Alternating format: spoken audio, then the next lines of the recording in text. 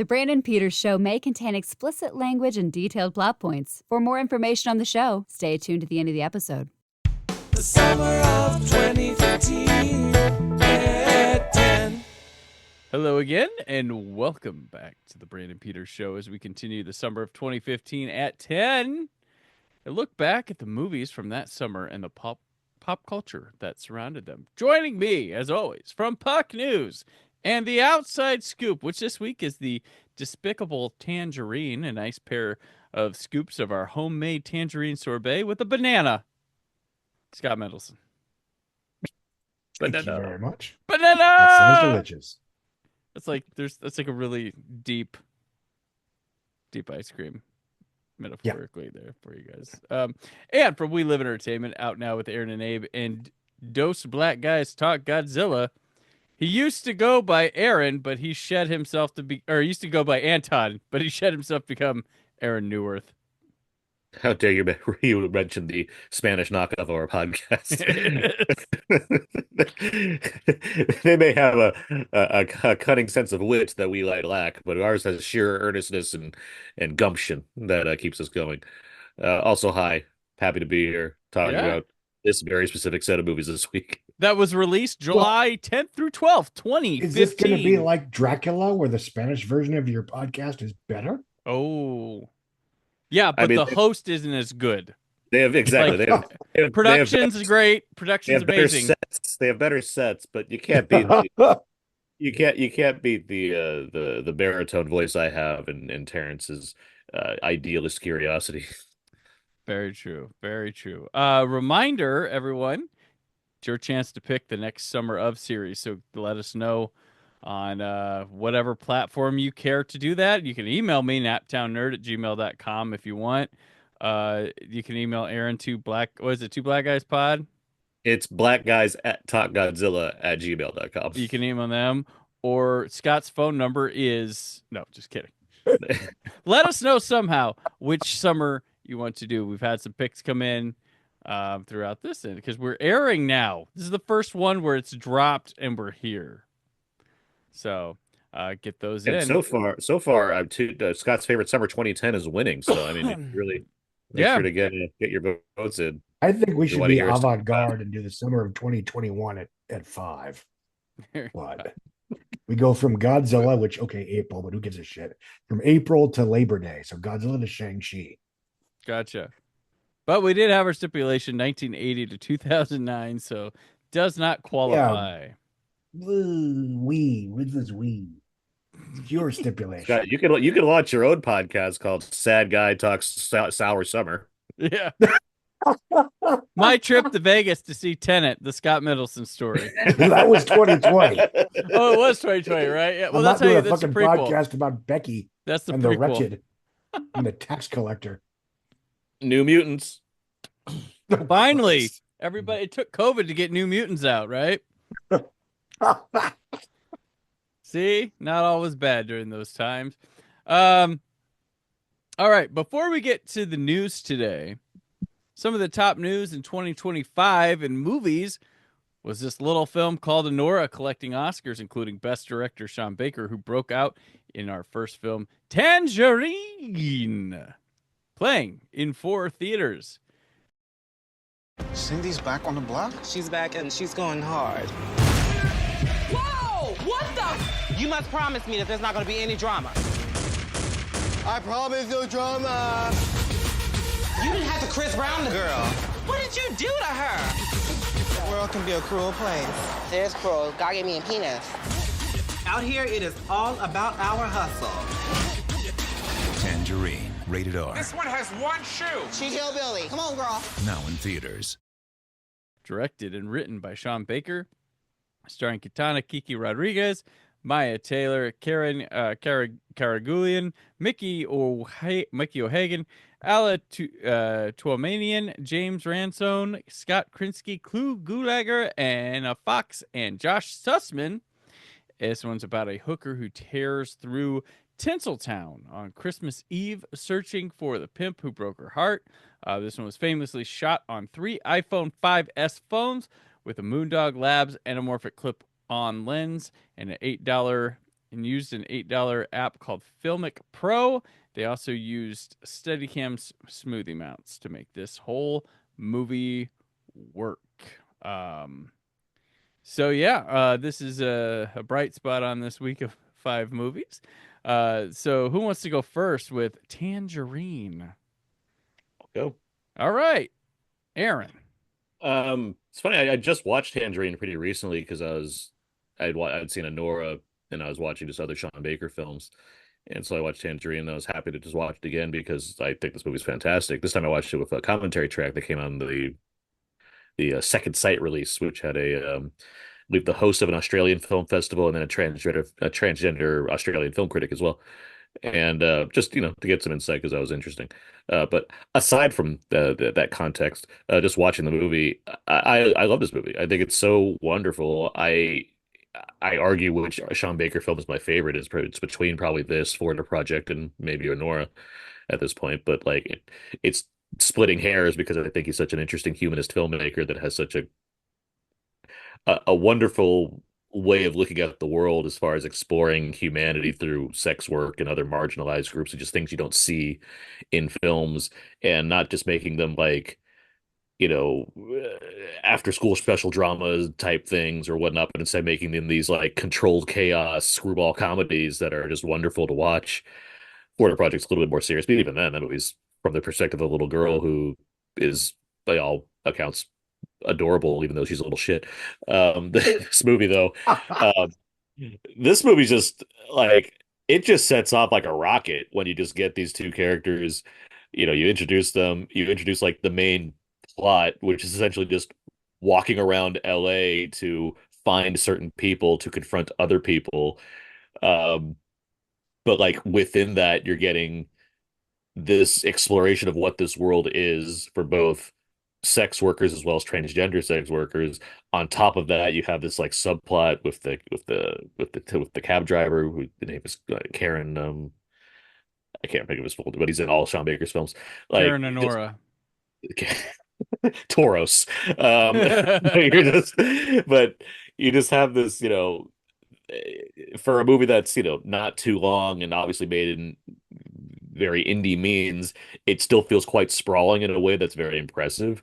It's very funny. I can't get past like how funny that needs to be emphasized when talking about Tangerine, because yes, it's like it has a lot of things going on and thematics that are interesting to delve into, and even just the way it's made is fascinating, but it's also just so funny. Just the way these characters interact and where it goes and what have you, it's just so entertaining to watch. But yes, on top of that, it's so skillfully made. Obviously, the idea that it shot on iPhone 5S at a time when an iPhone had just gone HD, so it just introduced a whole new level of filmmaking from that format. It gives it a unique look, but it's utilized in a way that I think aids this particular story, given the kind of rapid fire editing, the on the ground type approach, and just the way you can, like, there's obviously some like special lenses or whatnot attached and stabilizers to make it so it's not a fucking jittery mess to watch, but like the shots he's pulling off, because he has this format and this location in LA where you have these wonderful views, like looks at the sky and whatnot. It's a really beautiful film, and it offers enough to like chew on as far as you can watch this film and just take away the fact that this is a crazy day and insane things happen. And it was very funny, but then you can look at, well, why is he making these choices? Why are we watching it from this perspective? Why are we seeing this other person that interjects into the film later on? What is the use of having these different things going on all within the same film? And that's what I think makes it so rewatchable and interesting to talk about. Like there's layers to this thing, not unlike other Sean Baker films, that prove to me why he's a filmmaker that's been worth keeping your eye on, and he's only continued to deliver throughout. This is even his first, so this is like his fifth film, I think, at this point. Like, but he's only, grown in estimation as far as why someone should be anticipating what he has to offer, because he does have a unique eye that lends itself to exploring these worlds that otherwise we wouldn't get an exploration of. It's certainly not in the way that he's presenting them. So yeah, I mean, I was excited. I like forgot the Tangerine's a 2015 movie, let alone a summer film. So seeing it on the list, I'm like, oh hell yeah, because this is easily shooting right to the top, like near all the other like great stuff that we're getting this summer compared to the some of the nonsense we had to talk about last week. So yeah, I'm a big fan of Tangerine. And like we haven't even talked about just the nature of the fact that it's about transgender sex workers at a time when we're like, America's just getting gay marriage passed or whatnot, and now trans people is gonna be like the next thing that becomes a major talking point for various reasons. And this is a film that's just like, yeah, that's who your main characters are, and you're gonna like the fact that we haven't had more films that deal with these kinds of individuals in a way that this film does is not surprising to me, but it's like, look what Sean Baker did in 2015 and Mm-hmm. made this like wonderful film that everyone can enjoy, and we're still like trying to catch up to that as anything that's close to a norm. So this movie rules. It's great. All right, Scott. More or less in agreement. I mean, this feels too, this is one of those films among the ones we talked about this summer and we'll talk about that felt like, the future in terms of this is the kinds of stories we were going to be getting, the kinds of point of views we were going to be getting of all levels of budget and studio. And obviously, this is an indie picture. It's, Magnolia. This is not something I would expect to see as is from like Universal or Paramount. But nonetheless, the idea that this specific culture was, I mean, at the time, it was worthy of note that this particular subculture was displayed with a certain who gives a shit humanity, take it or leave it kind of thing. And that, to me, to its credit, is like the least interesting thing about it. And that is just because it's such a well-made, specifically sketched in and genuinely exciting and funny, just wild piece of indie cinema. And you're right. I mean, the movie has nothing in common with Run Lola Run. That's what kept going through my mind on the rewatch is that, we would have boom, boom, boom, and then boom, metaphorically, they're off to the races. No, I get that. I get that comparison. That makes And this was my introduction to Sean Baker. I mean, I was kind of shocked when I realized he'd been doing this for like a decade previous, give or take. And of the ones I've seen, this probably is his most outright fun picture. And for example, I love Honora, but to me, that feels like a Stephen King melodrama where you set up a situation, and this is why I like it. It's not a criticism. Where like you set up this situation where, okay, you're not going to have a happy ending here. Okay, you're still not going to have there's no last minute twist to save the day. And it's almost terrifying because of that. Florida Project, I would say that is a drama with funny moments, but this is just a locked out bonkers bananas pinball based caper. And I would say Red Rocket's pretty much like nonstop tomfoolery as well. Yeah, but it's just a longer film. But yeah, go on. And it's just, yes, as you said, you can view this as representational milestones, and you can view this as the fascinating way in which it was made at the time. But even if you strip that, even if it was the 50th film about transgender sex workers, having a day, and if it was the 50th film that was shot on an iPhone, it would still be great because it is a great, fun, enjoyable, well-made, successful character comedy of its own accord. And that's really the highest compliment I can pay, is that, especially in retrospect, the representational milestones are almost gravy, for lack of a better word. Yes, there is specificity that justifies and demands the people who the story is about, but it is also just really entertaining, really exciting, and really funny in a way that, again, they're different films, but watching this and watching Dope, I really felt like this is the future. This is what we're going to look forward to now that Hollywood has kind of got its head out of its ass in terms of, only Taylor Kitsch can be a movie star kind of sentiment. on the plus side, Taylor Kitsch isn't a movie star now, so I mean, you got half of that right.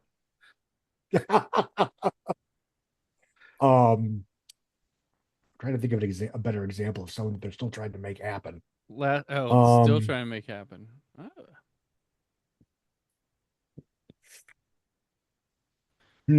don't know. Chalamet panned out. Well, we're in the second act of Glenn Powell as a movie star. Honestly, we swear. We'll see how that pans out. What was his first act? Everything between Top Gun and Twisters, where to his credit, he played That's How much? What? That's not a lot of time, Scott. It's like a year and a half. It's like, and to those his, the movies were, successful. well, and again, we'll see. I'm not bullish on The Running Man.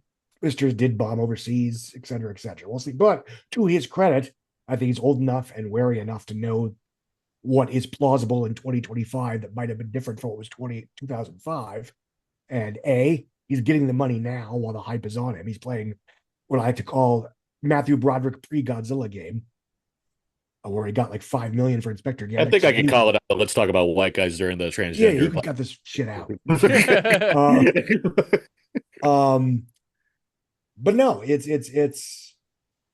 the film was an aspirational hope for the future then, and while the future turned out pretty shitty 10 years later, it's still not depressing to watch, if that makes sense. gotcha. To like put a sense of hope on this, 10 years later, Sean Baker just won multiple Oscars for making a similar kind of movie. Yes. I mean, if we credit where credit's due. Sean Baker is still uncompromised as a filmmaker with what he's been doing. That's my point. He's been, and he's been every not time only uncompromised, rewarded handsomely for it. Every time he's been rewarded, given notice, you got to see this movie, stuff like that. So I like this film. I want to note, I forgot Chris Burgosh. She's the other writer on this movie. He didn't write it himself. Karen Karagulian is the actor. Yeah, this movie's like punk rock for when it comes out. Like this is, I mean, it's got this documentary look and feel to it. It's not a documentary, and he's getting interesting angles, and so there is a very David Lynch quality to this movie in terms of the way he films characters speaking and the angles he's using. That I was getting a lot of Inland Empire vibes from. Yeah, that's what I was getting. Some of Mulholland Drive, with how he's showing stuff, but mainly Inland Empire. And like you said, Aaron, it is funny. It is funny as hell. But I can see to some people that aren't like, I can see it being like shocking, dark, disturbing to people where they don't know because they're not familiar with that world, and it can take a certain audience like straight out of their element, like fly over states people, like, ooh, big city scary, these, but it's a world that I'm not familiar. I learn. I said like I'm not a person bothered by it or anything like that, but like I could see somebody come in this movie and not being able to appreciate the silliness and the humor at first because they're just like their eyes are being opened to this whole other world, which, and to Baker's credit, this thing plays super natural and daily life like no other. Like it does. There's no exploitative, nothing exploitative about the presentation of this movie. And this movie has like a brothel and a motel. It's got a taxi cab driver who, gives head to a trans person in the sorry, edit that. In the passenger side, there's all this stuff, but it's not like nothing's played like sexy or isn't this weird or anything like that. It's played very matter of factly with it, which helps the story, which helps the characters, which helps. I'd argue that's why it can be so opening for audiences that aren't familiar with this world. I can understand, yes, not everyone's like going to open up to a R-rated transgender streetwalker movie and like immediately be like, yeah, no problem here. But like I think the film is so grounded and so straightforwardly presented that it makes it feel far more accessible than it could be if handled in a different way, or if it's true. That's true. Too rooted in like a very specific kind of plot, or wants to get to the I don't even didactic about what's happening. Instead, it just presents what feels like very straightforward type of comedy that could apply to different things if you put the situation in under different perspectives. Yeah, this thing has nudity and none of it's sexy. None of it. It's just And it's not, and there's not, none of the trans people are nude in this. It's when they go to that brothel motel thing, and everybody's like, "Ugh," like not in the best shape. But I will say the culminating event in the donut shop is just ridiculous, masterful, just chaos. Just like just honesty, and he looks like such a dope there. It's nutty. Very good stuff. And these characters are unique. They're not a dime a dozen people. Um, but Tangerine's. I was excited that this was part of the summer 2015. But I stopped like, it only played in 2 theaters, but damn it, it was gonna be part of our repertoire for this year. So Not for nothing, but I passed where Donut Time used to be, or like the place that was the Donut Time on my Yeah. drive to LA quite frequently. It's now Trejo's Tacos and has Oh, yeah. been painted pink. Gotcha. Very easy to be like, oh, that's Donut Time when you drive by. Trejo's Tacos, very good. Very good. James Ransone also very funny in this movie. You know, That's right. He nails it. Yeah. I always call him Ziggy from The Wire, but like I like him in general as an actor. Like, Mhm. you just say like, yeah, that's Ziggy from The Wire, but he's very good in the things he does. Like, he can be very big in certain performances, but I mean that's just being asked. He's doing what's being asked of him. They need to be here. Yeah.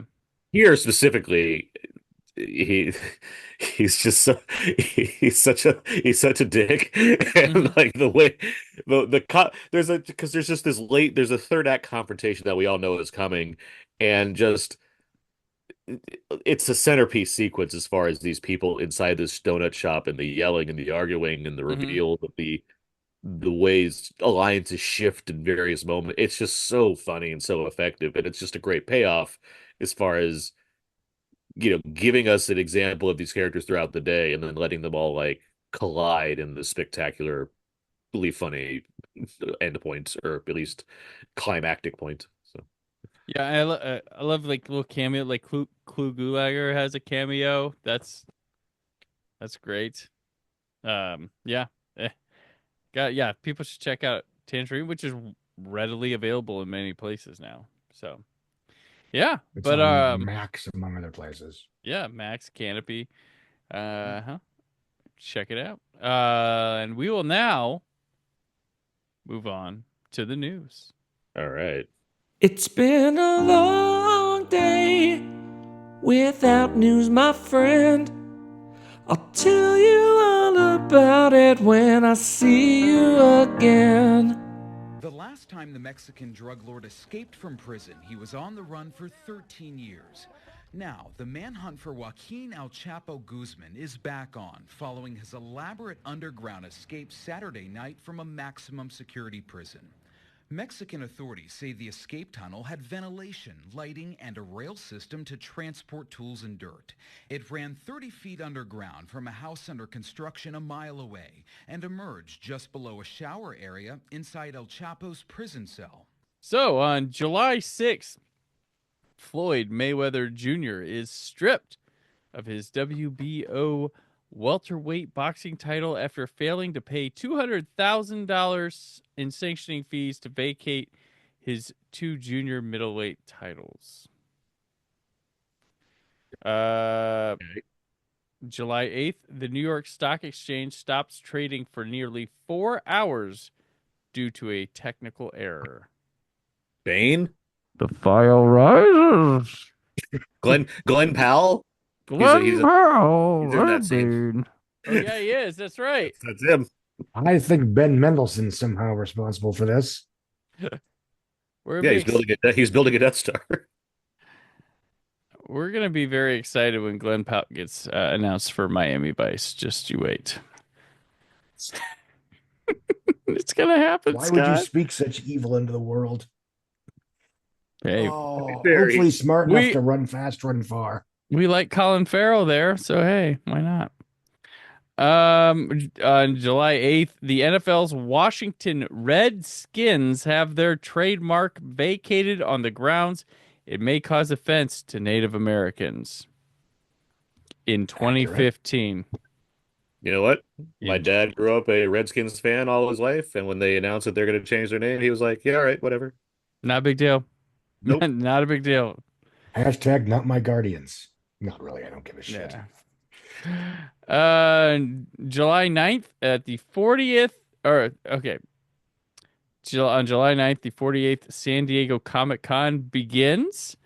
Ran till the 12th and included a preview of the new Star Wars film by J.J. Abrams. So I was there. I was at that comic. I forgot it was that early. Not just was it a preview, it was this is great. It was in Hall H, the big hall. They had the Star Wars presentation. The cast comes out and everything. We're like, yeah, Star Wars, great.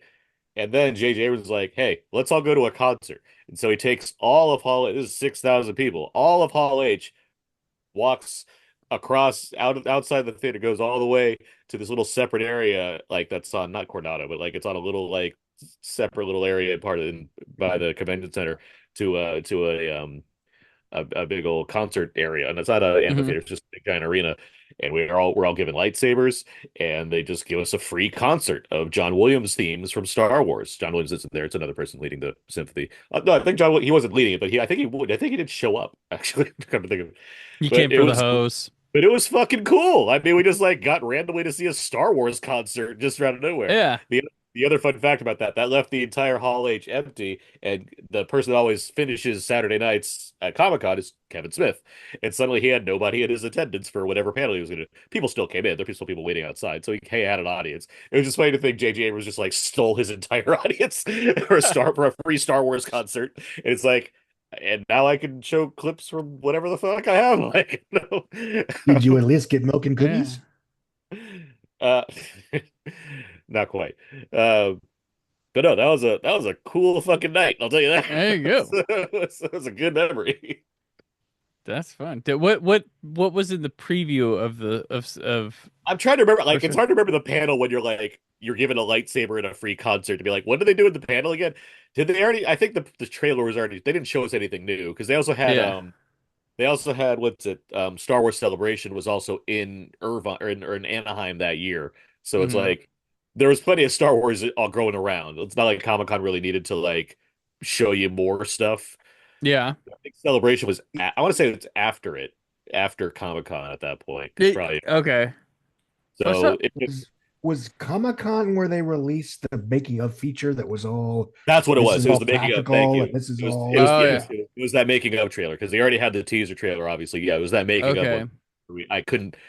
I was writing for Rant at the time, and if I had the time, I would have written that article. I couldn't because I was busy at the free Star Wars concert. So somebody else I'd passed off to YouTube. Wasn't no Celebration's usually in the spring, isn't it? So that's where they released the trailer. Correct. And then they had the other trailer that was like the Monday Night Football trailer was in the fall. October. That makes sense. Try to remember the order of these things. It's true, all of it. Where Home Chewie was the Celebration second trailer. And then the teaser was the fear of the black man in the stormtrooper outfit from Incels. Fear of a black stormtrooper. Yeah. And then Chewie were home, and then all of it. It was the making of trailer thing that they popped up. But Celebrations where they had the trailer and they announced like Rogue One was like officially a thing that was going to be next and all that. Yes. Okay. Man, remember when Star Wars was super cool to get all these announcements? You're like, I can't wait for all this. None of it's going to go wrong. And the stuff happened too. They announced stuff and it came out in a theater. It was cool. Yeah, Josh Trank's Boba Fett. Oh my god. Yep. We'll get to Josh Trank later this summer. There were already disturbances in the Force really early. On July 9th, Chuck Blazer receives a lifetime ban from FIFA and all football-related activity due to corruption. I remember that. How fucking corrupt do you have to be to get banned from FIFA? Very is the answer to your question, Scott. Yeah. Fair enough. Corrupt upon corrupt. July 10th, 23 people are killed and 50 are injured in a stampede at a free clothing drive in Mymensingh, Bangladesh. The ones responsible also banned from FIFA. Yeah. Same day, Jason Kumas announces his retirement from professional football. Football is in soccer. for the United States folk. July 10th, that same, as he announced that, the Confederate flag is taken down for the last time from South Carolina Capitol grounds 1 day after the state legislature ordered it removed. And then to quote the liberals on that side, why is it still up? Yeah. Oh, on July 11th, the next day, Mexican drug lord Joaquin El Chapo Guzman escapes from the Altiplano maximum security prison west of Mexico City via a specially constructed 1.5 kilometer tunnel from his cell to a nearby house. I remember this. Thanks, minions. Completely a giant tunnel. It was like, oh my god, that's amazing. Yeah, insanity. Like that was applauded Weeds. Yeah, no, it was. Yeah, that's that was like legit. the Demi and Bashir plot in Weeds. That's how they got across the border, right? Yes. Yeah. Yes. Insane. Inspiration. July 11th at the Wimbledon women's tennis, Serena Williams becomes the oldest winner in the Open era at the age of 33, beating Garbine Muguruza? Sure. How did that grandma carry on like that? Yeah. Woo. In the next day at the U.S. Open's women's golf in Lancaster, Chunin-ji of South Korea wins her first major title by one stroke from compatriot Amy Yang.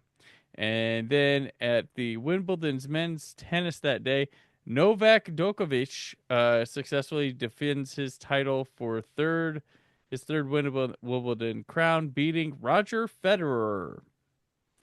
All right.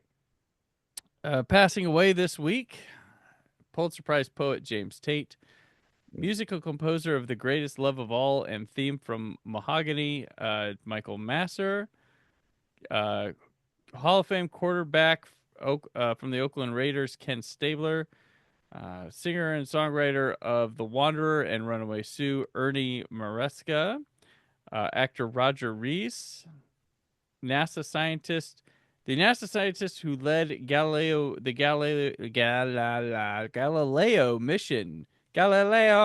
mission to Jupiter, Claudia Alexander, a video game designer and president CEO of Nintendo, specifically during the DS and Wii era, Satoru Iwata, and then actor Omar Sharif passed away. I think I wrote articles on both of those things. The Nintendo person and Omar Sharif. And the video game of Dr. Zhivago adaptation. Yeah, it's like Tapper. Yeah, there you go. And then you have the Lawrence of Arabia one where it's like Frogger for his character to get to the... Yeah, you're trying to cross the desert. Yeah. Then... we got a lot of weddings this week. Oh, good. Yeah. Actress Jenny Garth weds actor David Abrams. Professional dancer Kevin Clifton weds fellow dancer Karen Hauer. Singer Pete Andre weds Emily McDonough. And then former football player Ledley King weds longtime girlfriend Amy Kavanaugh. So there you go. Great for all those crazy kids out there. Yeah. A momentary raise of the glass to Roger Rees. He was always a favorite of mine. Even though he caused momentary confusion when he popped up for the Prestige, looking like, I would argue, an aged Hugh Jackman, which led me to think there was time travel involved in this. There was some weird, or he was in makeup or something. He was gonna, And Dave, that's what I ever asked at the screen. If I ever have time to ask Chris Nolan one stupid question, that will be the one. It's like, that'd be it. That's a coincidence because you're trying to throw us off the set. I know you watch the dailies. You noticed. Yeah. So, really, I never noticed.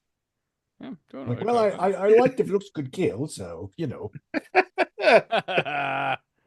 He does. Oh yeah. He's a taste. Yeah, he watches that with the kids. He knows that's better than like at least a third of the actual James Bond films. There you go. Let's take that. All right. Well, let's move on to our second film. Oh God. Playing in 22 theaters. Strangerland.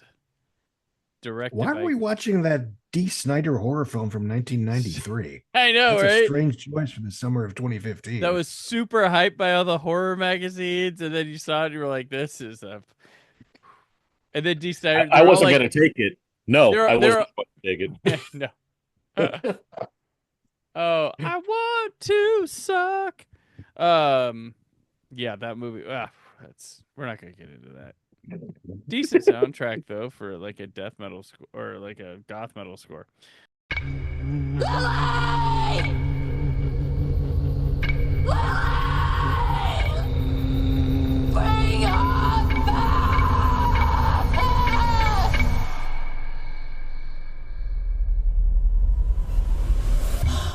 Lily's gone.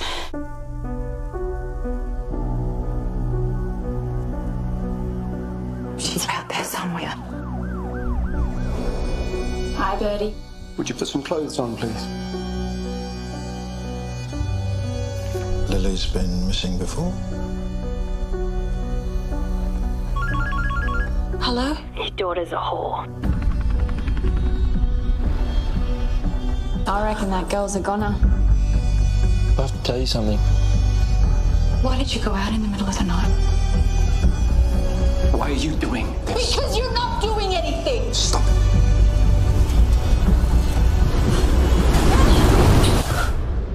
There's something I have to tell you.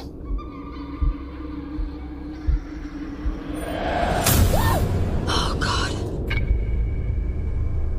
Did you meet someone down there? You can't know anything about it. If I could just take back that moment. Help me. Help me. What's wrong with me? Can you help me find my daughter?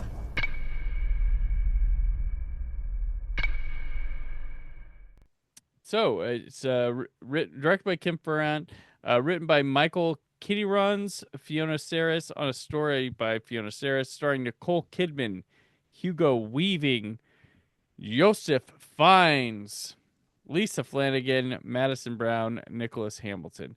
A family's dull life in a rural outback town is rocked after their two teenage children disappear into the desert, sparking disturbing rumors of their past. So Guy Pearce was originally in this, and then he went and did Black Mass instead and was replaced by Joseph Fiennes. And then Toni Collette was the person attached to this damn thing, and then they said, well, if you do Nicole Kidman, we'll fund it. So Who was Guy Pearce in Black Mass? I'm trying to remember that. I don't remember. I saw Like, Black did he Mass leave once. that movie too? Because like I can remember every other. There's a lot of people in the Black Mass cast. I cannot remember Guy Pearce. Yeah,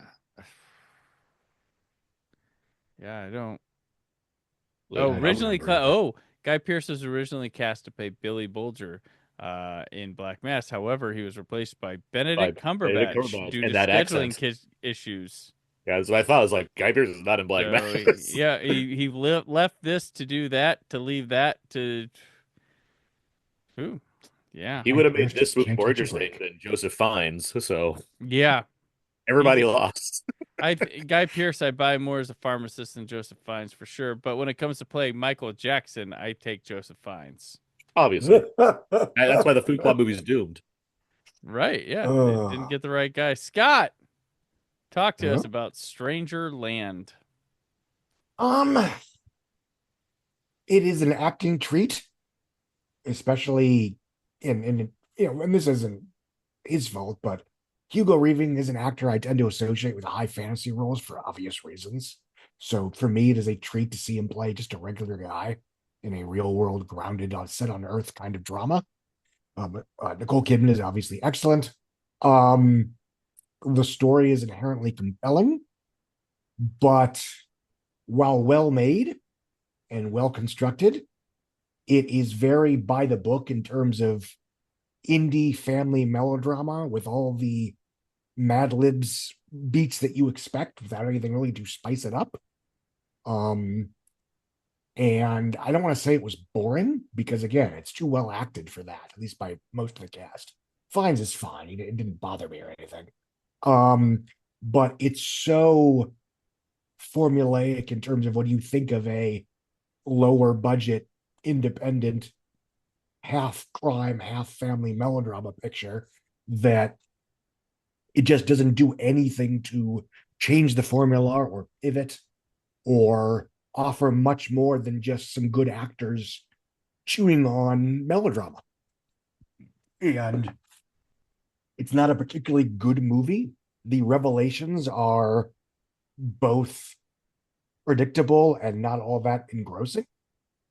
Um, and I don't have a ton to say about it, but partially because I don't want to be a bully of this. This was Nicole Kidman's first independent film in Australia since Dead Calm. So, for whatever reason she chose to do this, this was clearly, quote unquote, going back to her roots to a certain extent. But I mean, she's as good as she is in almost anything I can think of offhand. I mean, I can't think of very many bad performances she's given offhand, other than maybe we talked about the Stepford Wives last year. Yeah, that was I was thinking of. The one from last summer. Throwing it back, call back. Yeah. But I don't want to say there's no there, but beyond all the expected genre beats, there's really not much to offer. And there are many, many other movies that play in this sandbox that I would find far more compelling.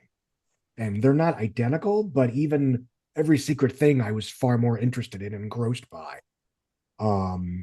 So this is see it once for some against type of, see it once for Nicole Kidman being Nicole Kidman and for an against type performance from Hugo Weaving. Otherwise, it exists. Gotcha. Aaron, why did this get snubbed from the Oscars?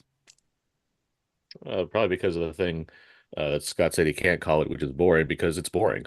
I will say it's boring. That's my main issue with the movie. Yeah. It's not compelling.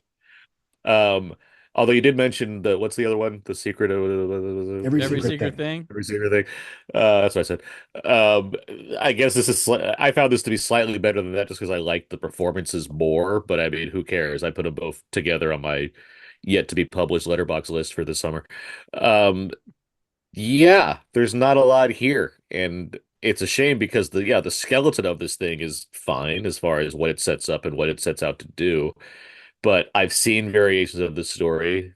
There's nothing presented here that makes it feel unique in a positive way. I've seen Sun-Soaked Australia. I've seen, parents dealing with trauma. I've seen this, that, and the other when it comes to everything being presented in this movie, various infidelities, what have you. It's not doing anything that makes it stand out in a way that feels special. Despite, yes, solid work from esteemed actors that I expect to see good work from. I mean, that's not a surprise to me. I guess I've seen more Hugo Weaving films than Scott has, because I've seen plenty of him playing like grizzled guy or regular Joe or what have you. And I just think he's a great actor. Yes, obviously it's iconic to see him in Agent Smith or Elrond mode or what have you, but like he's a very good I mean, he has a quite the range for someone that could easily be pigeonholed as to one type of thing, but I think he's very capable. And so seeing him here, he gave me, I guess, him and the Kidman obviously gave me the most to like work with as far as anything to help this, gain some ground. But otherwise, it's a dull affair. There's not a lot here, and it didn't surprise me in any way as far as where it went. Uh, it's not grasping at anything that's all that interesting in terms of its dynamics or its themes or what have you. So it's like, all right, I'm glad you all came together. I've seen other Australian indies that I like a shit ton more than this one. I mean, Animal Kingdom comes to mind, or The Rover, which is more sci-fi, but still, it's just more interesting. There's plenty of stuff out there that has a reason to exist, and I look at this, and it's another one where I hadn't seen before, and I knew of its existence, and I'm like, huh. I feel like I'm not going to be surprised when I watch this and understand why it doesn't have some kind of growing reputation over the years. Like, yeah, that's why. It's because it just kind of sits there and just does its thing and goes away, and you're like, oh yeah, nothing has changed after watching this movie. So yeah, not big on it. Gotcha. What's weird about this one? Like I was pulling up, I'm like, I remember this poster. I don't know why. It's not an extravagant poster or anything. I think it was one that was like heavy on like the when you go to like read websites and there was like a poster on the side. I feel like they pushed that a lot there. Maybe that's why I remember. the poster so much for them. Like, oh, this is this movie that I Yeah. remember the poster for some reason. I'm kind of more leaning towards Scott here and where I'm falling.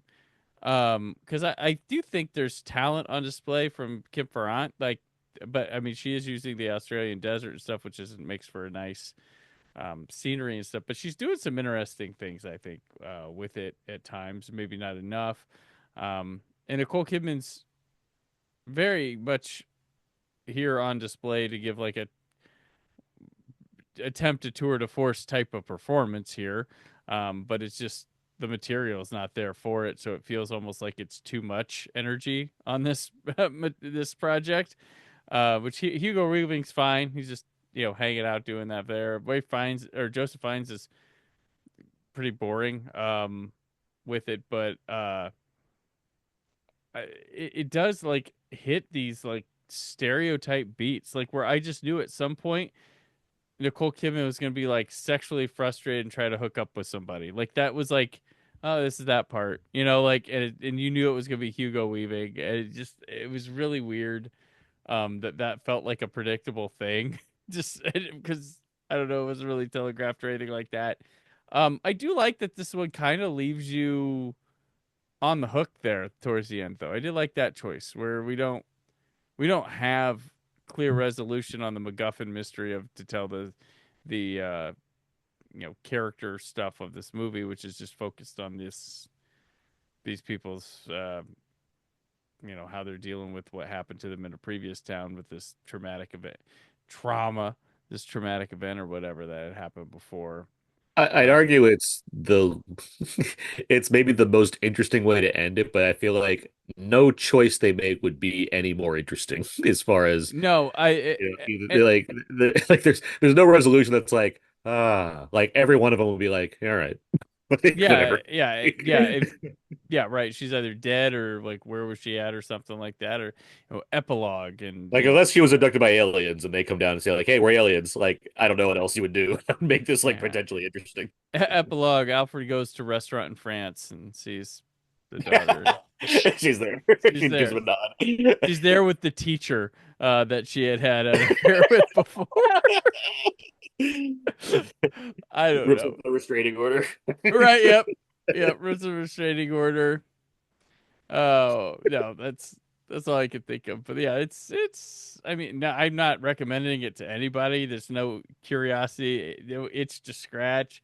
I just watched it and I kind of looked at it as like, okay, what can I like about this movie and stuff like that. And it's like, it is easy to zone out during this movie. I'll give it that. But I still think there's talent on display, and that's not just like, hey, Brandon Peters says there's talent in this movie, and the being a generic stupid quote. But I did think there was promising stuff. Like if someone sent me this like as a job, like looking for a job, like I'm like, okay, she's got some stuff to hear. We just need to get her better material.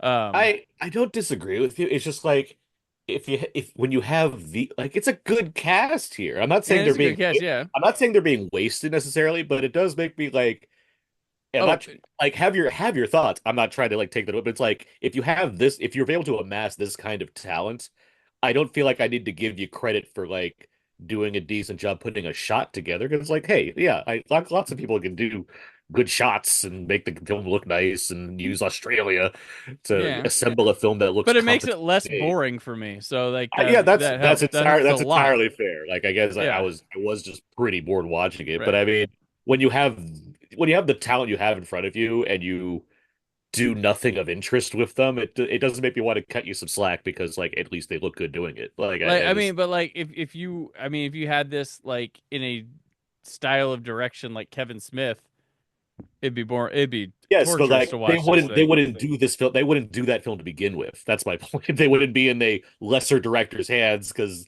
they would do the work to know this person's not qualified to film me. Like, fair enough. But yeah, I don't want to be mean to Kevin Smith, honestly.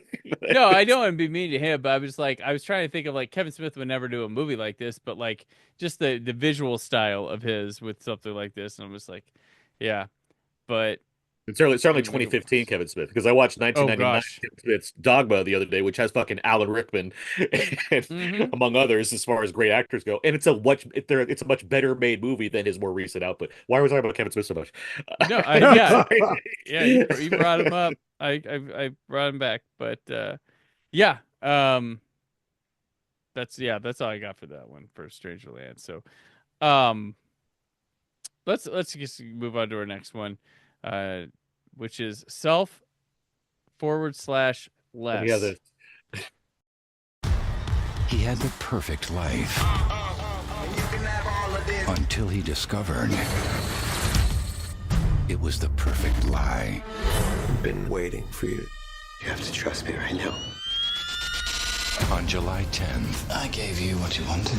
discover the secret Impossible. I saw him die. to immortality. You saw what they wanted you to. Selfless, rated PG-13. Directed by Tarsum Singh, written by Alex and David Pastor, who should be put out to pasture.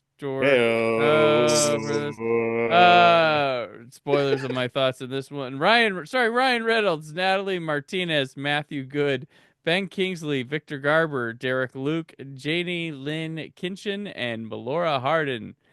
A dying real estate mogul transfers his conscience into a healthy young body, but soon finds that neither the procedure nor the company that performed it are quite what they seem. Dun, dun, dun. Scott. This is in that weird spate of movies, maybe from 2011 up to Deadpool, where Ryan Reynolds was playing characters that either metaphorically or literally were like switching bodies with somebody else. Him and Jason Bateman did it. I'm sorry? Him and Jason Bateman did it once. 2001 with the change up. And I mean, quite literally, this and Criminal are almost back to back. And that's another one where, like, Criminal Ryan Reynolds' character. Yes. What was that? I'm just thinking Criminal. Why is Reynolds in on it? It's like, what's happening? Yeah, I don't know. It's like where that's, two movies in a row where Ryan Reynolds' character dies and is replaced by an older actor in his body ish. And I don't know what that means, but this was right. Obviously this came out like just before Deadpool, and it was sort of a sign that, Ryan Reynolds by himself is not a movie star, especially not when movies like this. I think he did use his post Deadpool capital in a good way to slowly build up value as a kid-friendly movie star, but I digress. This is a frustrating one because it's one of those films that has an interesting what-if sci-fi premise. And while it certainly does interrogate the concept a little bit, I'm not going to say it's completely empty in that sense. It does very quickly become, okay, this is mainly an excuse for a very conventional on-the-run plot with shootouts and fisticuffs and conspiracies. And two people who might not trust each other, but having to go on a run together. Yeah. And it's like, okay, what if this company wasn't evil? I mean, really evil. That then you have to interrogate the concept a lot more than I think this film does, because once it's revealed that the evil company is like basically killing people and letting rich dying people take their bodies, that's a different moral conundrum than what was originally offered. And everybody is fine in the movie. I actually think the scenes between Ben Kingsley and Victor Garber are genuinely compelling. And for that matter, eventually, Victor Garber, maybe just that good of an actor, where the scenes with him and Ryan Reynolds are relatively compelling in the third act. And I mean, in a vacuum, it's a TNT movie where, it's a halfway diverting watch when you're doing 6 other chores in the background. It keeps, the first act is fine, and then you get the claws come out, and then it becomes a very generic action adventure picture, and it like reverts back to its let's talk about this just long enough to get me excited again. We go, nope, we're just going to invade the impenetrable fortress and shoot a bunch of people. And it's very disappointing. And on one hand, I wasn't expecting a spectacular film here, but it is one of those films that isn't about what it seems to be about. It just uses that interesting idea, the barest possible sense, to justify a otherwise run-of-the-mill, on-the-run, 3 Days of the Condor type plot. Obviously, that's a good version of that movie, but I digress. And again, it's well acted, it's well staged. Again, it feels like a movie in a way that we would take for granted. Because I'm not gonna say it feels huge, but I can't count the locations. It's that kind of thing. So that's always nice. But it's not good. And the only reason that I'm remotely nostalgic for it is because, yes, in comparison, I do miss that kind of disposable mediocrity on a studio budget. A better version of that would be like the Adjustment Bureau. And again, it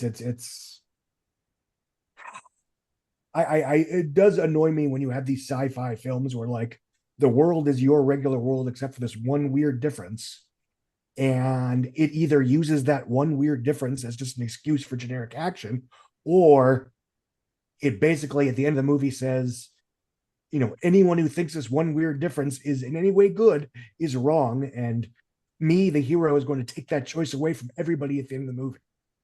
Or, Surrogates is an example. Even Eternal Sunshine to a certain extent, which is otherwise a very, very, very good movie, but it's a pet peeve the way that like Kirsten Dunst's character basically takes away the agency and or choice of the people that chose to have their memories wiped for whatever reason. It's rooted in her being. What was that? The choice rooted in her being human and acting impulsively, as opposed to something like Surrogates, which is just bullshit. Oh yeah, I agree. There is a difference, but it's a pet peeve. But as for this movie, I too would dislike having my agency taken away from me. That's a real unique experience there. I mean, it's a pet peeve in movie plots. You know what I mean? But no, this is an indifferently received studio programmer that it was sort of a start of these films can gross even less than we expected because nobody gives a shit. And 10 years later, just judging it as a movie, it's an underwhelming mediocrity, but whatever. Yeah, I don't think like this movie, like Ryan Reynolds isn't even that captivating in this movie. He's normally a good scene stealer or whatnot. I recall that, there's these movies that are like have these nice high concept sci-fi stuff, but want to keep the sci-fi aesthetic low. And I was reminded of like Bradley Cooper in Limitless as a type of movie, which I also didn't care for. Like I want to like champion movies like this, but I want them to be good too. That's part of the problem. And this is just like this isn't even on a level of like a Jupiter Ascending, which is like winding up, swinging, going places, interesting, while falling short or whatever. But I just the minute I was sort of just like, oh fuck this movie, whatever. It's like Ben Kingsley, dying gets to do Sir this, Ben. Sir Ben gets to like shed into Ryan Reynolds, and what's he do when he first gets out? I'm gonna sleep with women that probably weren't even born when I was in my mid-40s. That's what I'm gonna do. And I was like, that's kind of because he's he's in Ryan Reynolds' body, but you're still like old. Like that's not. I don't know. I was just like, nah. None of the action is compelling. There might be a good conversation here or there with the two, but I really just like tuning out to this movie. I was just like, no, I like the interesting aspect that they do have someone that's shed and watching him the whole time. The Anton character is kind of neat, but this more so, I feel like this would work as a television show, possibly in a better world concept of not knowing who the shedders are and stuff like that, and going city to city once you found like this dirty secret. I don't know. But Aaron, what's your thoughts on Self? / less. I mean, the obvious reference point is the movie Seconds from John Frankenheimer. Yes. Rock You Hudson have that there the whole time. career best performance here. And it's a fascinating film about a man who is just bored of his life and his family and decides, I've been recommended to go to this experimental procedure that will put me into a new body. And you've watched that movie and recognize the psychological dilemma that presents itself and what he has to struggle with in trying to adapt to a new thing. Can you guess why I didn't like this movie by comparison? It's for the same reason I don't like many other movies we talked about. Gun plot.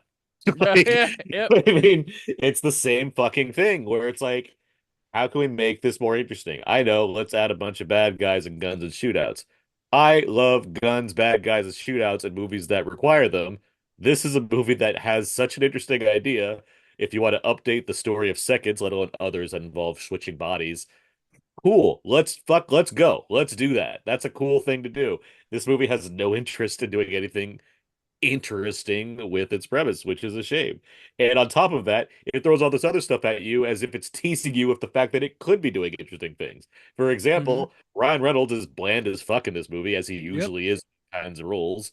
And I'm not a huge comedic side of Ryan Reynolds fan either. So like it's a real narrow gap where I really like Ryan Reynolds in movies. And he seems like a perfectly nice guy, but he's just not my thing unless he's playing a certain thing. But this movie's like, hey, look, Derek Luke is Anton. And it's like a reminder that Hollywood squandered the chance to give Derek Luke a bigger career because he's such a compelling presence on screen every fucking time I see him. It's like, okay, can't do that. But we can throw Ryan Reynolds at things or Chris or whatever the hell. Victor Garber, great actor. Let's not have him. Let's ditch him after an hour. All right. Hey, Matthew Good is good, right? Matthew Good plays. He earned the E. He earned the E. And Matthew Good playing off of his miscasting in Watchmen even more as far as like, yeah, I'll just play corrupt CEOs or whatever. No, there's just nothing here. It's just so like Scott, this is not a thing I'm nostalgic for. I'm not nostalgic for bad movies like this. I don't care about the scale or the scope of it. There's like it's not. Well, that's what I'm saying. Like I want to champion these movies, but I want them to be good. Like this and like Limitless, and there's probably countless others where it's just like. They're bland and forgettable movies. That like, okay, great, because what, the studio system was slightly different. They go to locations. Okay, like, well, that's not nothing when the movie's not there. There's just nothing here. It's And like we an haven't- In Time is like we this haven't shit. In Time is another Yeah. great example of this. Yeah. And that's another one that has Guess a what? It real stinks. specific filmmaker board. We haven't talked about this at all. This is a Tarsem Singh film. This Mm-hmm. is the most boring and bland Tarsem Singh film he's directed. He is such an interesting filmmaker, regardless of how much you like The Cell or Immortals or The Fall, which rules, and everyone has climbed on board that train at least. I don't know how he got like this is so for hire work from him. It's impressive to say that his name is on this thing. Tarsem is such a interesting visual director, and you watch this movie, it's like, where is that guy? Because he is not here. It's such a weird like. And he's you would got a think thing that- called the shed thing that could have been. There's any- stuff there that like suggests the guy that made The Cell, but then it Yeah. like goes out the window because guns and car chases and whatever the fuck, and it's so disappointing. Like I saw this movie before and I was not looking forward to watching it again, but then I put it on. I was like, okay, maybe there'll be like stuff I can pick out that'll at least like stand up better. No, it's bad. It's a real waste of a lot of people's time. Right. It sits with a lot of these other, like you basically mentioned, yes, these other like movies that don't even have like great high concepts, but at least like could play with them more interestingly because of the filmmakers involved. And that doesn't happen. Instead, we have to wait for like A24 to get like Alex Garland to slowly ground his way up with lower budget movies, instead of having these mid-budget films with talented directors that have nothing to offer when it comes to these terrible scripts that they're handed because they're like sitting on a blacklist for 3 years or whatever. There's just nothing here. It's bad. It's unmemorable. This is not TNT worthy. Like I would change the channel. It's like surely there's something else. And we I mean, will. no shooter. This is on sci-fi at best. Right.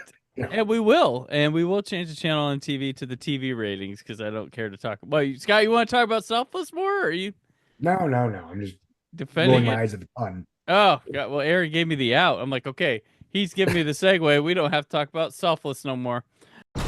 Yesterday, 2 adult lions killed several people in Los Angeles. Predators kill for food, but these people were just murdered. Something's not right here. Animal behavior is now changing. So TV ratings. Number 1 this week is an NCIS repeat on CBS. Oh man, must have been a great episode. Yep. And then number 2, America's Got Talent Tuesday on NBC. Number 3, Celebrity Family Feud on ABC. Here we go. Somebody we thought differently back then than we do now. Cheryl Hines versus Niecy Nash. And then Duck Dynasty versus Katie Mixon. Katie Mixon, right? All right. And number 4, Zoo on CBS. Oh, man. Uh-huh. And number 5. Nothing compares. Nothing compares to Zoo. That's where we went. Okay. Number 5, 60 Minutes on CBS. Number 6, The Bachelorette on ABC. Number 7, a repeat of The Big Bang Theory on CBS. Number 8, America's Got Talent on Wednesday on ABC. Number 9, NCIS New Orleans repeat on CBS. America doesn't have that much talent. And number 10, NCIS Los Angeles repeat on CBS. Oh, man. So other shows that were going on at this time, I was looking around, that people would know of but don't pop up in the ratings. Ray Donovan and Masters of Sex are airing on Showtime. They're a Sunday night back-to-back. And TNT, for We Know Drama, has The Last Ship and Falling Skies. Falling Skies. I reviewed Falling Skies on a weekly basis when that show was on. There you go. And Hannibal update. Uh-huh. This week, Still canceled. This week scored a 0.9 rating, a 2 share, and equated in 1.4 million viewers. Or on Peacock, it's our highest rated show. Be a hit on CW. Why be mean to Peacock? They have quality programming. Mm-hmm. They have good shows. They do, but you know. Yeah. All right. So this is a tough episode, guys. Our next movie is why the fuck was this one a 5-er? The Gallows. Because I added Tangerine so it wouldn't suck. Fair. Oh, written by Travis. I'm off the deep end. Watch as I dive in. Okay, I'll stop. The Gallows.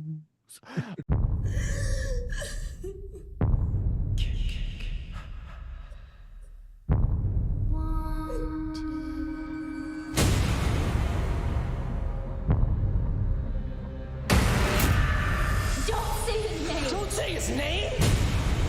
Charlie. Don't leave me here, Cassidy. Please come back. The Gallows. All right, directed by Off from the gallows now. Either that or a joke about the 2016 Blake Lively shark picture, which fucking rocks. It does. I mean, nothing is also an option. Yeah. Nothing is never an option. Directed by Travis Clough and Chris Loffing. Written by Chris Loffing and Travis Clough. See, I switched them. Funny, clever. It's the most fun. It was good. You're a great host. Most fun I can have with this movie. Starring Reese Mishler, Pfeiffer Brown, Ryan Shoes, Cassidy Gifford, and Travis Clough. Did you know he directed and wrote this? Fun facts. Found it on IMDb. Let me know. 20 years after a horrific accident during a small town play, students at the school resurrect the failed show in a misguided attempt to honor the anniversary of the tragedy, but soon discover that some things are better left alone. All right, Aaron. Oh, this I want to note. This is in the found footage aesthetic. This movie, we are like well into, because it's 2008. Paranormal Activity gets a wide release, and then the knockoffs they can't stop coming, and they don't stop coming, and da da da da da. And I think we all not to skip hear. ahead, this is one of the last ones to get a wide theatrical release. You've got this, you've got The Visit, Shyamalan's comeback film. Right. What was the one with the guy from Superstore and Mad Men and Cloverfield? Did that one come out yet this time? There's Devil's Due. As above, so below. As above, so below. Yeah, there's that. That's the previous year. Devil's Due is around here somewhere. Yeah, there's a bunch in 2014, 2015, for obvious reasons, 2013. I think we all say here that none of us are really like anti-found footage aesthetic. It's just there's a lot of bad stuff in the mix. A lot of. Speaking of, that'll lead to Aaron kicking us off with The Gallows. So I tend to cut found footage films a lot of slack because I do find myself getting invested in the way that they're presented when they're handled well. And I do think there's a number of good ones that are really solid. I hadn't seen The Gallows, mainly because I just heard nothing but bad things about it, so I didn't race out to see it. I never caught up with it at home or anything. And I know there was like a sequel as well. So I was like, oh, maybe I'll watch this and I'll watch the sequel so I get a whole Gallows experience. Then I watched this movie, The Gallows. Blumhouse film, yeah. Yeah. Fuck you. You're making me watch The Gallows. Jesus Christ, this is terrible. Like I don't think I was prepared for how bad this would be. Like no, this is really like I was pretty content with Genesis being the worst movie of the year / summer, and The Gallows really made a good push. Wait a minute. That movie, because it's such a costlier waste of time, I'd still give it to Genesis, but good God, I'm not surprised that they made this The Gallows 2 and haven't made anything since, because there's nothing here. It was a real bold choice to set up the film with the worst character in movies as the guy that's holding the camera. Yeah. I have note, camera guy sucks. Like, I forgot that this was going to be a horror movie because I was so caught up in how terrible this guy was just being a high schooler with a camera in his hand. And I kept waiting for wait, so what's the plot of this movie? Oh, okay, they get locked into school one night. For one thing, dumb. But also okay, finally, at least there's some structure to whatever the fuck this is, because I don't need to watch Project X, but from this guy's perspective for the whole fucking movie, because oh my God, it's just asinine. The characters, I don't need to be the guy that's like, oh, the characters in this horror movie aren't that deep, but this really tested my patience as far as what we're dealing with here, between a few white people, one likes the other. Period. That's it. There's nothing. It's so vacant and bereft of any idea. The actual horror of this, which is, I mean, Thanksgiving gets a good joke, I think, about the costume, as far as he dresses like a pilgrim. That's silly, but it's knowingly silly. This movie takes it seriously, as far as there's a hangman and he's wearing a costume. Yeah. It's I just imagine there's a ghost locker room somewhere, and the ghost is like, oh, let me put on my hangman outfit. It's get ready for this. Poke a hole in your eye. So it's so bad. Are there jumps and stuff in this? Of course there are. And if they're effective to you, good on you for, I guess, not ever seeing a horror movie before. But there's nothing here that suggests frightening in any way, unless you're watching this in the dark and you just want to catch yourself off guard because something said boo at you every now and again. But this is a real bankrupt movie. Was this did it get sought out by Blumhouse from a film festival or something? I hope so. Yeah, I mean, this is probably something they picked up for $2. I remember it was not crazy hype, but there was certainly Blumhouse acquired The Gallows, this really scary movie or something like that, and that didn't go anywhere. Clearly, I mean, but this was not an easy 90 minutes. Let me tell you, this sucked a lot. Counterpoint, Scott. Oh no, it's fucking terrible. Why do you think I was so nice to Selfless? I watched this first. But yeah, I mean, it first of all, yes, it's the POV character is the world's most obnoxious bro, and that's saying something. It's interesting. I mean, without being too navel gazing about it, this film and Selfless, which, as you pointed out correctly, has a montage of our hero celebrating victory by just banging a whole bunch of women in montage. This almost feels like the last summer where that would be expected conventional behavior. We did talk about Entourage, the movie, this summer as well. Yeah. I'm sorry? We did talk about Entourage, the movie, earlier this summer as well. Exactly. So it does feel like, anyway, I don't, but it's you don't get films where characters who are supposed to be the hero do that all that much anymore for a variety of reasons, for better or worse. It's going to be real awkward when we talk about this after Karate Kid Legends comes out and Ralph Macchio's doing nothing but banging women. No comment. What if that actually was? Seen it? No. Jackie Chan is the one that gets all the yes. But anyway, this is a bad found footage horror picture. And yes, I the ones that are good are very good. The Bay is awesome. I still think The Visit is one of Shyamalan's very best films. Prodigal, whether you want to call that horror, sci-fi, or whatever, is great. We'll talk about the tragedy of that later, but it is possible, even The Last Exorcist is pretty good.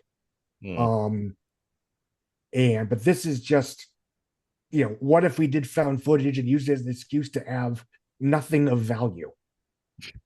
And that includes the murders, which, spoiler, everybody gets hanged, and it's boring because generally speaking, hangings are boring because, generally speaking, it's not like there's going to be blood or gore or decapitations or, disembowelments, or because it's hanging. There's really only one way to do that. It's like a horror film where, like, and it's funny because I like Fallen quite a bit. I think we all at least enjoy it, but that's kind of a miracle. Oh, yeah, it's rules. A scary movie about a guy that does lethal injections, but they pulled it off, and kudos. This does not pull off this. It's 10 years after High School Musical, and the conflict is still the poor football jock really wants to be in theater too. Come on, man, get your head in the game. Is this film a piece of shit? Bet on it. He likes a girl. Sorry, I'll stop now. This could have used musical numbers. That wouldn't have made this movie something. So this was yes. This is the shit topping cherry of this week for me. This is the last movie I watched. Oh my god. It opened up and they have this little like camcorder scene where I'm like, oh, the kid's gonna like accidentally get hanged, right? I forgot this. I remember the title, but I'm like, I don't remember any promotion for this thing or whatever, but I didn't see it. And oh man, now I have.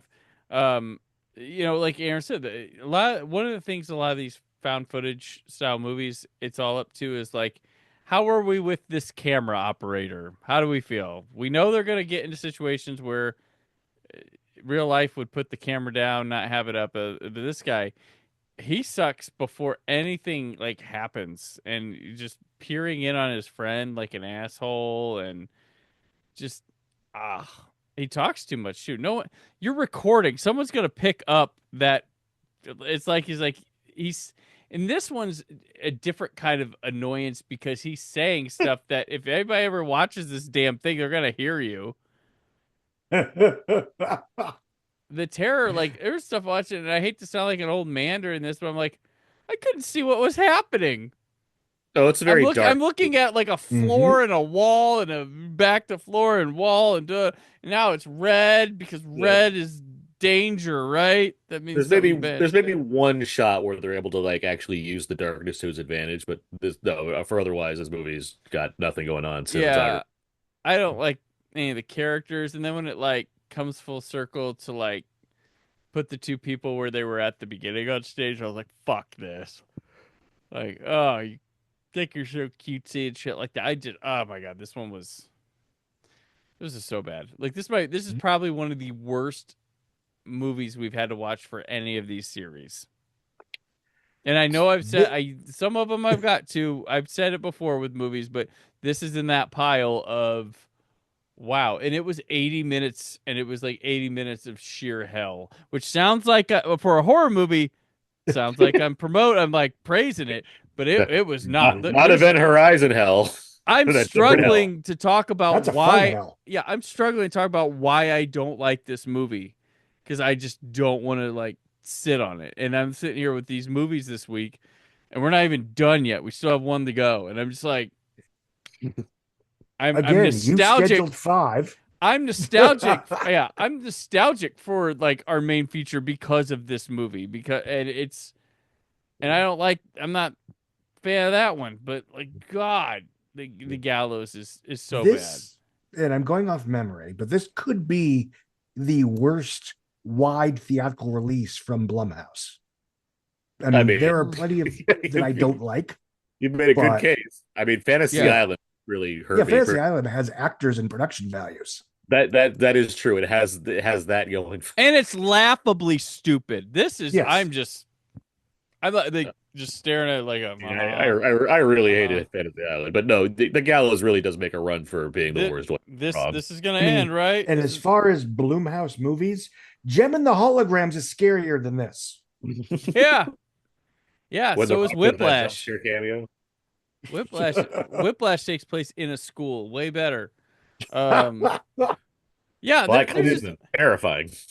If not for the fact that it made money and spawned a sequel, I would say, because it's no secret that like Blumhouse commissions a shit ton of films and only puts the quote unquote good ones in theaters. This almost feel like one that accidentally slipped through and got put in the wrong box. Well, I remember they tried to advertise this like it was like a special acquisition or something. I remember they tried to play up they tried to give it that kind of Paranormal Activity sort of buzz, like, oh, this is a movie we found and we want to really show it to you. And it's even presented like that. It's presented like one of those movies as far as there's no title at the beginning or anything like that. It just wants to be like, yeah, we just found this footage and released it in theaters. That's how things work. Like, just amusing for the people that buy into that, which is still always funny. We bought a ticket for a thing that was released in theaters that had no authorization. Yeah, all right. Yeah, movies. That's how it works. Yes, lots of parents would willingly turn their children's snuff film into global theatrical entertainment. That makes sense. Although, in retrospect, frankly, it's more plausible than I thought it was in the 90s. One ticket to new horror film for this weekend? Thank you. Ooh, the Gallows. Oh. Yeah, I have to think about I'll look at a list later of all the Blumhouse films. Yeah, I mean, that's a pretty accurate statement, I think. So. You'd be like, hey, there's like 12 films worse than this, guys. Gosh. Are we done with this one? Yeah, let's move on. Ryan Seacrest, top 10. Because that's this week's episode. This is the episode where we're like, welcome to the movie show where we don't want to talk about the movies. Yeah. For more of that, the Outside Scoop is your place to be. No. So, there's that subscribe button. Smash it. Smash it. Broadcasting worldwide from the heart of Hollywood. The hits and the stars who make them. This is American Top 40. Here's your host, Ryan Seacrest. Here we go. Seacrest with you. The 40 biggest songs in the USA. All right. Ryan Seacrest top 10. Here we go. Number 10. Hey Mama. Dropping 2 spots. David Guetta featuring Nicki Minaj and Afrojack. And number 9. Debuting in the top 10. Good For You. Selena Gomez featuring A$AP Rocky. Number 8. Dropping 2 spots. Uptown Funk. It's Fallen. Featuring Mark Ronson featuring Bruno Mars. Debuting in the top 10. Number 7. Watch Me by Salento. Holy shit, there's a story behind this guy, and you'll have to listen to our music video episode to know all about the Whip Nene guy. So, yeah. Look it up if you haven't. What a tease. Yeah, no, I don't want to spoil. I recorded that episode already, and I'm like, I want to leave it all there. Number 6. Coming up jumping 6 spots. Can't Feel My Face by The Weeknd. Number 5, staying the same. Shut Up and Dance by Walk the Moon. Dropping one spot, Trap Queen by Fetty Wap. Going up one spot, Cheerleader by Omi. And number 2, Bad Blood by Taylor Swift featuring Kendrick Lamar, which means once again, number 1 is See You Again, Wiz Khalifa featuring Charlie Puth. Yeah.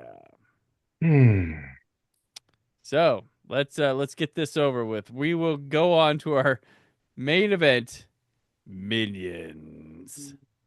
Are you ready? Doesn't it feel so good to be bad?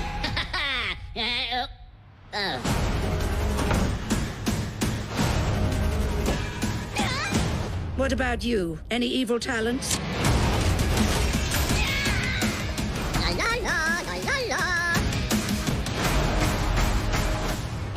That's not evil or a talent.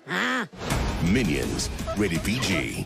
Directed by Kyle Balda and Pierre Coffin. Written by Brian Lynch. Starring Sandra Bullock, John Hamm, Michael Keaton, Allison Janney, Steve Coogan, Jennifer Saunders, Jeffrey Rush, Steve Carell, with additional voices by Tara Strong. So Minions, Stuart, Kevin, and Bob are recruited by Scarlet Overkill, a supervillain who, alongside her inventor husband, Herb, hatches a plot to take over the world. Ooh. Yeah, Scott, go on and tell us about the Minions. Going solo.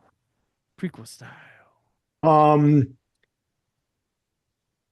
This is a film that I don't want to say it's aged well, but I certainly, as a casual watch, I enjoyed it more than when I saw it in theaters 10 years ago. It's aggressively episodic. It's often a glorified silent film. It's appropriately weird and goofy and archaic, sometimes flirting with the heights of Looney Tunes, Animaniacs, that kind of thing, although it never really quite get there. I mean, I wish it were funnier, but I appreciate that it really doesn't try to be particularly heartfelt or melodramatic, and it's just content to be just bonkers silly. Scarlet Overkill is hot. That's important. Interesting point with this and Ted 2. I mean, this almost feels like the summer where the Comic-Con ecosystem gets, mainstreamed. You literally have 2 summer movies where the characters are going to basically Comic-Con, and it's accepted that's what it is. No one needs to explain it. It's not like 4 years later when you have Glass where the characters explain in detail. There's this thing called Comic-Con where people go and they talk about comic books. That's weird. Anyway, I'd argue the convention scene has been seen in other movies beforehand as far as being accepted as a norm, but I get your points. Kind of major budget movies, anyway, go on. No, I mean it's it's different than something like, say, Jay and Silent Bob Strike Back or whatever. I appreciate that the opening, this film has a body count, which I always enjoy about these films. It's like, yeah, they're all bad guys, but they kill people intentionally, accidentally, whatever. I'm always amused by the understandable plot device that allows them to avoid having to serve the most evil leader in existence during the 1940s. Although I admit I very much want to see that version of the movie where they're not stuck in hibernation during the post World War I / pre-Vietnam War era, if you know what I mean. I don't know. You have to dance around. You want to see Nazi minions? Yeah. Yes, I do want to see Nazi minions. You want to see Nazi minions? That's yes. what you want. Mazis? Because nothing matters anymore. Nazinians? I mean, this is an irrelevant trifle. It uses good. I think it gets good use out of its British period piece setting. I respect the hell out of what Illumination has done over the last 15 years, but I don't think they've ever made a great movie. Although I think Scene 2 comes the closest by default, and I appreciate that Migration was basically a horror movie, but one that, you know, kids would not actually be scared by, but it's shot and constructed and plotted like, you know, a wrong turn kind of slasher picture. But anyway, Minions, I'm not big on it, but I love the fact that it's popular, partially because, you know, I'm always talking about franchises that are new, aimed at kids of today and not hand-me-downs. This is always one that comes to mind. And that kind of paid off in 2022, where the very young children in 2015, 2010, whatever, were old enough to show up to Minions: The Rise of Gru, some of them wearing suits, and play their part in saving cinema in the summer of 2022. But I mean, if I'm dancing around the movie, any kind of specifics, it's because it's almost a blur. John Hamm is amusing. I think I would have liked the movie more if it was the John Hamm and Sandra Bullock story, just because their characters are goofy and fun. And well, they're characters. Yeah, they're characters. Yes. And I admire the attempt to create a feature film from basically characters that probably should be confined to 5-minute shorts, if that. The rabbits, I think that's what they're called, the rabbits. Is that what? Raven the rabbits? Ones from France? Rabbits. Yeah, thank you. But I admire the fact that it doesn't try to be a conventional movie in terms of redemption arcs and all that bullshit, but it just sort of sits there and it's not particularly funny. And yeah, that's all I got. Gotcha. Aaron. It's no secret that I'm not a big fan of Illumination. I can admire their business savvy, I guess, but I'm also a person that likes movies. So, I mean, that's kind of the thing I would rather lean on as opposed to their business acumen. I can count on one hand the number of Illumination films that I would say are acceptable. But the Minions is certainly not one of them because I'm not a Minions fan at all. I'm not a big fan of the Despicable Me films, despite the fact that I like the Pharrell music that accompanies them. So making a film entirely focused on an element I like the least about the Despicable Me films, the Minions, is not going to help. And no, that's what this does. It's not like offensively bad or anything that like makes my skin crawl. It's just not my thing. I can appreciate that there's a wide set of people that really love Minions and they're having a good time with them. Not my, it's not my prerogative to tell them they're wrong or say stop having fun. It's just, it doesn't do much for me. The Illumination style, while I can admire that it wants to nail this sort of abstract Looney Tunes-ish type of shapes and what have you for characters, so at least it looks different compared to the sameness of a lot of Disney animation films and even Pixar to an extent. It's still not enough to like get me on board with what it's doing animation wise.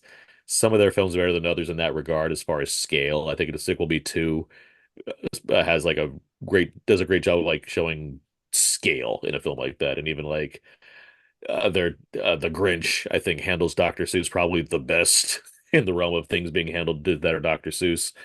But with this, it's just, yeah, it's a farce that doesn't want to mean anything deep beyond just set up elaborate gags and whatnot. It just kind of runs right through one ear and out the other, as far as I'm concerned. I didn't find much joy in it the first time. I didn't find much joy in it the second time. I've seen the sequel as well, and that didn't do anything for me either. I don't care how many 70 songs you throw at me. That doesn't just make the movie good all of a sudden. I'm happy that the voice talent got paid. But the talents of Ham and Bullock and Janney and Michael Keaton, good job, but you didn't win me over. So yeah, I remain indifferent towards Minions. Yeah, I have kids, so I have had to see these things in the theater and close, as soon as can. And it's weird because Illumination, I really like their animation designs and stuff, and I love the Pharrell stuff, Pharrell scores and songs that he adds to them, and I'm like, yeah, this should be like for me, or so, like I should enjoy that. But I don't. I sit there and it'll catch my. Maybe this is a like kid attention span at an adult, but it'll catch me for like a couple minutes here and there in an interesting thing, and nowhere there. I think Sandra Bullock's actually terrific in this, honestly. But I'm sitting here watching this. I'm like, okay, and this movie's just stupid animation stuff for kids and no one else. But they put a lot of old songs in here. Granted, it's a period piece for adults in attendance to wax nostalgic, and kids will learn as that. Oh, the doors break on through. Oh, that's that one for the Minions. It's like, I don't know, but yeah, like I zone out watching every single one of these. I have probably zoned out at some point in this. I do think the Despicable brand is better movies than the Minions side quest. I did end up. I think I was fine. Like, and this is like the best I say. Like the next Despicable Me that comes after this is the one with is it Matt Stone or Trey Parker? Which one? Trey Parker. Trey Parker. That one was fine. That's the one that won me over. That's the best I can say about it. And there goes that one. Like, what was his thing? Oh, he's from the 80s, so here's Jump. So you remember, all you parents of the audience remember that one, and kids now know as Jump as the one from from Despicable Me 3. Like, it's the one that wore me down, where I'm like, I can accept this. And again, I like those Pharrell songs. It just does it for me. Yeah, Pharrell songs too. But yeah, and Happy's one of the biggest songs ever. Like, yeah, so I don't know. Like, yeah, just this week of these movies were, and to have the Minions on top of it was like, all right. I thought Minions like, okay, it's not the worst this week at all. Not the worst this week. Smash that subscribe button. Not the worst this week. And it's like colorful and being silly and shit, so I can't. Yeah, it's wasn't hard to watch. Yeah, let's end this week, Scott. Let's go to the box office for Minions. One of the toughest, most challenging episodes of the Summer of series. Mark it down. The July, where are we? 8th through 10th. This week's episode is all of us wearing it. We're 10th through 12th. We're in the Tim Robinson sketch. We're wearing the mask, being like, I don't want to do this anymore. Yeah. Again, we could have talked about Bahubali the beginning, but no. You wanted to talk about the Gallows. To be fair, is a wide release. It's the second biggest wide release this week. I couldn't. Okay, Minions, $116 million opening weekend. The biggest. Was that the biggest animated launch ever at that time? I'm pretty sure it was. Right? Yeah. It was eventually. No. I apologize. Shrek the Third did 122 in 2007. And then the next year, of course, Dory, right? Yes. And then Finding Dory would do the next year with 136. This film would leg out to 335 million domestic, which is actually front-loaded for one of these films, weirdly enough. However, it would do 1.1 billion worldwide, becoming at the time the second biggest animated movie ever, behind the first Frozen in unadjusted global grosses. And like one of the top 20 films ever, which is insane. That's the world we live in now. But yeah, and not to be a broken record, but this is what can happen when you make kid stuff aimed at today's kids that aren't just saying, hey kids, your parents love Indiana Jones and you will too. Anyway, Jurassic World, which did I just contradict myself? I don't know. I think the Jurassic films do a pretty good job of, like the Ninja Turtles, going nostalgia second, if that. And I think that's one of my issues with Dominion, but whatever. Anyway, Jurassic World, $18 million, minus 38% in weekend 5. 591 million domestic in its first month release. And if I recall, we really didn't get a yes, Jurassic World 2 is happening until this weekend, which, again, I've always respected the fact that they sold Jurassic World as this standalone movie. And yes, if it's successful, we'll make more. But there wasn't this, we're going to hint at what's going to happen in the next 5 movies. Didn't do any of that shit. In fact, we didn't even know the plot for the second Jurassic World. We knew BD Wong got away. What was that? BD Wong got away with some things. I mean, I'm not an idiot. The second that movie opened, I'm like, okay, yeah, there'll be another one. Like, that's Well, yes, there would, but you know the difference. It wasn't like, the Do entire I? film felt like set up for what the next one was going to be. Sure. We didn't Yeah, even know the second one until the trailer dropped for it in December 2017. that's all well and good. But I think you know more than anyone that the people over exaggerate the idea that movies do too much to set up a second movie. I think most movies do. This was right in that moment where a lot of movies were doing that because that's what popular wisdom said they were supposed to do. Sure, like Genesis last week. Honestly, I would say, yeah. What was that? Genesis just last week is a perfect example of that. Yeah. Genesis, King Arthur, Solo to a certain extent. Even King Arthur, though, it's not like King Arthur spent the entire movie being like, "Hey, can't wait." It's only the end where they're like, "Yep, we have a round table, and there'll be another one." Like, it's not like it spent the whole movie. The table shall be round. There is another movie we'll be talking about in about 3 or 4 weeks that basically does that. It was not fantastic. Spoiler. I mean, it was fantastic. Yeah, you get the idea. Speaking of, anyway, Inside Out, 18 million minus 41%, 284 in 24 days. Terminator Genesis is whatever the fuck you pronounce that title. 13.8. Saturn. Yes, thank you. Terminator Pluto. 13.8 minus 49%, which if it opened bigger would have been a decent hold, to be fair. 69 million in 12 days. It would top out at around 90. The Gallows, 9.8. And so, even an absolute nothing burger of a horror movie could still open with around $10 million, for better or worse. They sold it well. They tried to play it. I'm sorry? They sold it well. I'm telling you. I remember they asked for that. They tried to sell up the idea that's like, it's something special. You got to go check it out. And I assume that movie cost like 25 cents of duct tape, so they made money. Movie. And even then, I was like, this is a found footage movie about people being hanged. This doesn't look fun. There's not going to be much variety in the violence. Scary, as Scott would say. Exactly. Look out. It's another noose. The only thing worse is if you go to a store they shouldn't buy things from. Look out for the circle rope. Look out for the circle rope.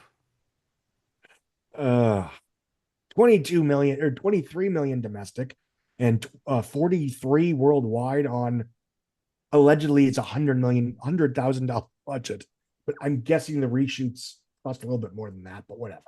This is not a $10 million picture. Let's see. Magic Mike XXL minus 25%, a solid hold. $9.5 million, 48.3 after 12 days. Ed 2 minus 49%, 5.6, $72 million in 17 days. Selfless, another. I apologize.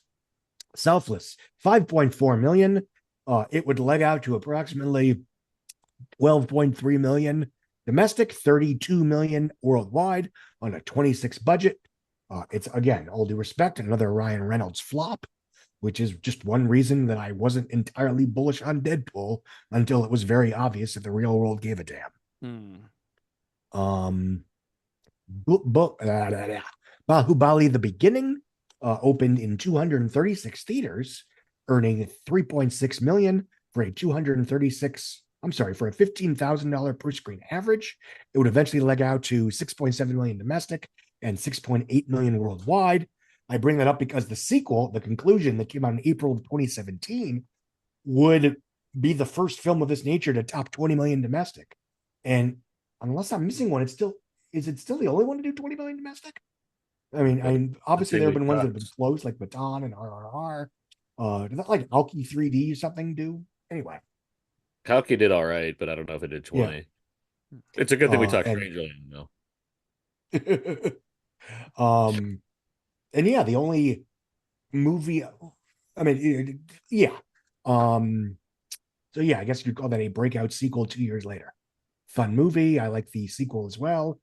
I mean, India, it also did pretty well, I imagine. Yeah. Max did 3.5 million, dropping 46%, 34 million in 17 days.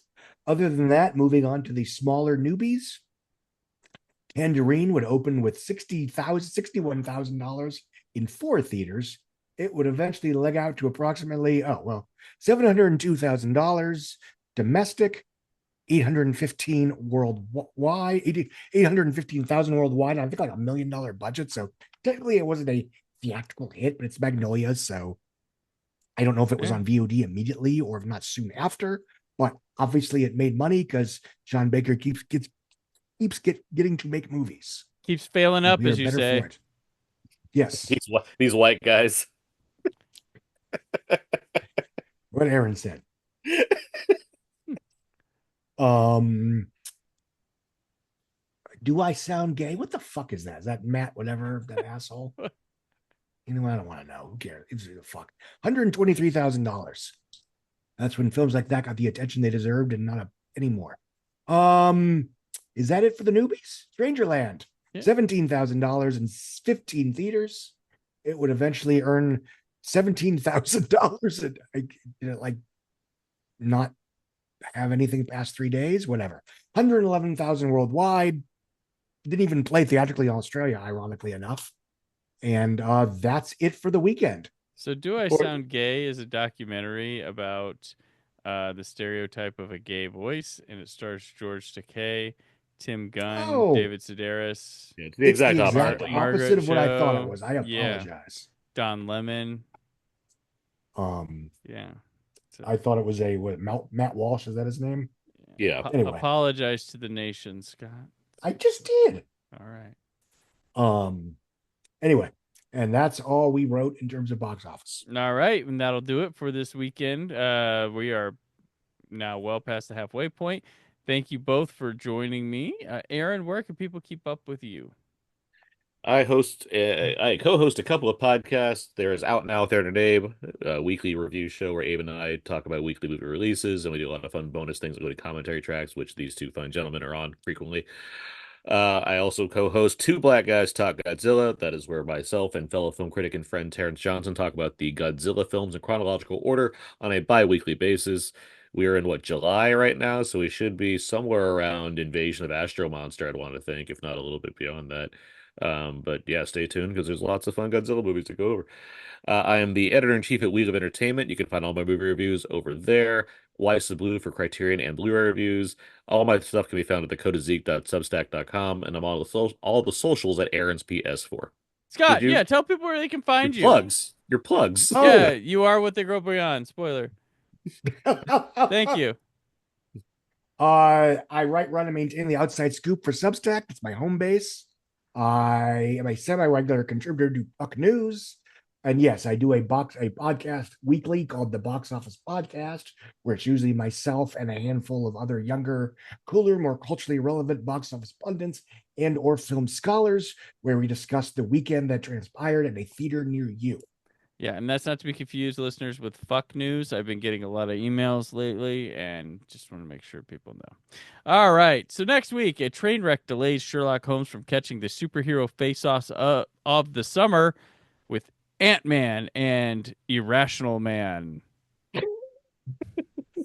All that and more as the summer of 2015 at 10 continues. The summer of 2015 at 10. Thank you for listening. The Brandon Peters Show is a Creative Zombie Studios production. Produced by Brad Shoemaker and Brandon Peters. Written and edited by Brandon Peters. Announcer vocals by Jessica Alsman. Theme song by Metavari. Web design and show art by Brad Shoemaker with Brandon Peters. All music and clips featured in the episode are property of their respective studios, and no infringement is intended. Additional information on this and other episodes at BrandonPetersShow.com. For any inquiries, press opportunities, or sponsorship, contact mail at BrandonPetersShow.com. The show is available on Apple Music, Spotify, or anywhere podcasts are found.